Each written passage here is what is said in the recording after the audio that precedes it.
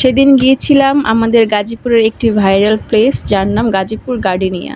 গাজীপুরের এমন কোনো মানুষ নেই যারা এখনও এই গার্ডেনিয়াতে যায়নি। সেদিন সারাদিনটা রোদ থাকলেও আমরা যখন বিকালে বের হয়েছিলাম তখন সারা আকাশ মেঘে ছেয়ে গিয়েছিল, বাইরে বাতাস বইছিল। আর তখন ঈদের ছুটি চলছিল বিধায় মানুষও ছিল খুব বেশি।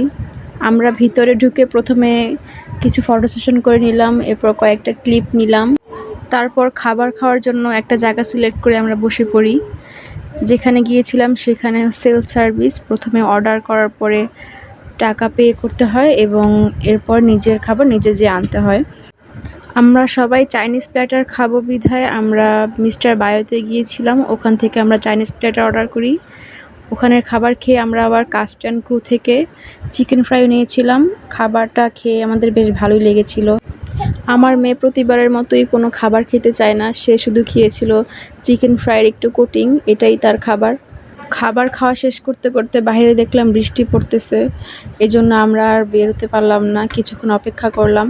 কিছুক্ষণ অপেক্ষা করার পর বৃষ্টি যখন থামলো এরপর আমরা সবাই বের হয়ে চলে আসলাম। এটাই ছিল আমাদের গার্ডেনের আজকের মিনি ব্লগ। ভিডিওটি দেখার জন্য সবাইকে অসংখ্য ধন্যবাদ।